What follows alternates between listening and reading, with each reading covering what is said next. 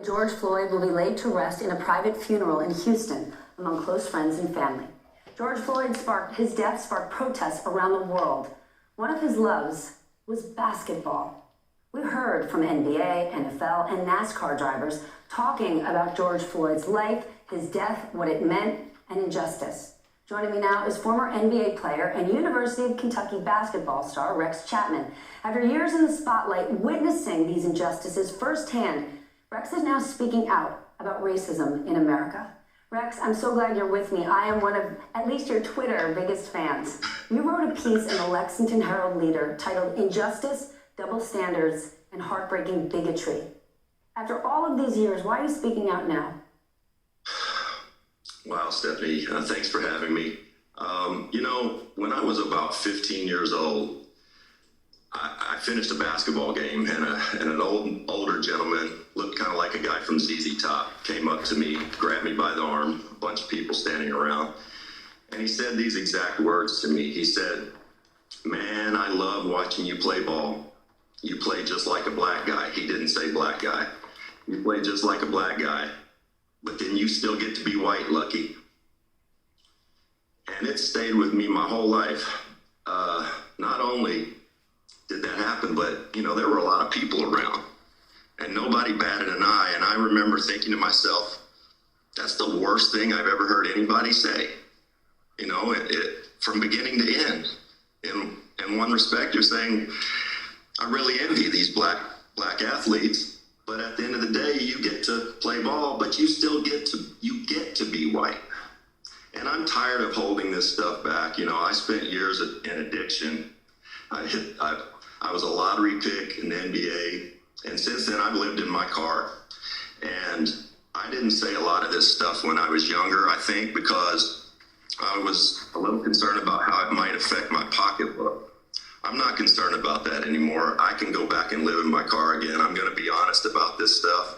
And if fewer opportunities come my way because of speaking out for things that I know are just, then so be it. You said that in your own life, when you were arrested, when you were behaving badly, you were treated much differently as a white guy than you would have been if you were black. Yeah, I grew up in a town of about 50,000 in a little rural city called Owensboro. And I grew up in the suburbs or in the country. I also grew up with my friends down in the projects. And, police interact differently with white people than they do black people. That's basic. That's not even up for debate. I mean, the statistics bear it out. But I've been in cars with black friends on my way to NBA games before, high school games, been pulled over, guns are drawn. It's a way different experience than being pulled over in a car full of white people. It just is. And, I think what a lot of us have been doing for so long, we've been protecting the brand, the white brand. And we have a lot of ugliness that goes with that. When I saw last week that the protests were going on and one of our senators here in Kentucky, Black Lives Matter protests were going on. One of our senators here in Kentucky was in Washington voting down an anti-lynching legislation. And it just makes me want to cry. I'm embarrassed. I think a couple of our senators here are out of touch with the people of Kentucky and more in line with their big money donors. So I'm just sort of fed up, and I want to be here as an ally to all my friends and family over the years that I've been speaking up privately, but that time is over. Rex, you do more than that. You might be speaking out against racism now, but every day you share hundreds, at this point, thousands of beautiful videos and messages and stories of humanity in society. So as divided and angry as we are, talk about the celebration that you see every day in spreading this kind of love. Yeah, I think a lot of what we're seeing is just divisiveness. A lot of it's Twitter driven, which cracks me up. I know the president was saying he wanted to get off of Twitter. That's his only jam, though.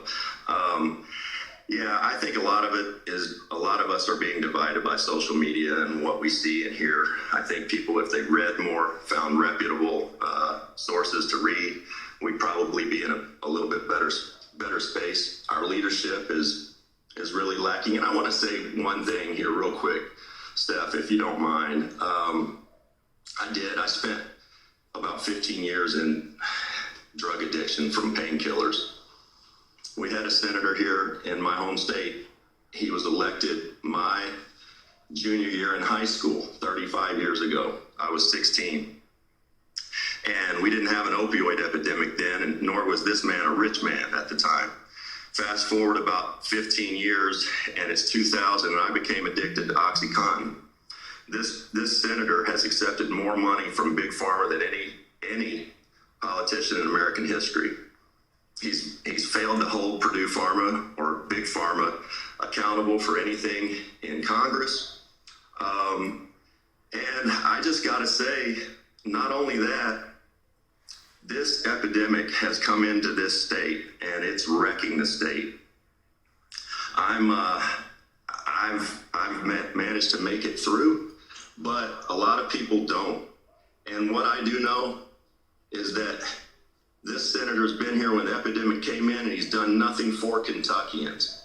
I know medical marijuana works and that he's deprived this state of having any chance of coming back and getting out of rehab and finding something that might help.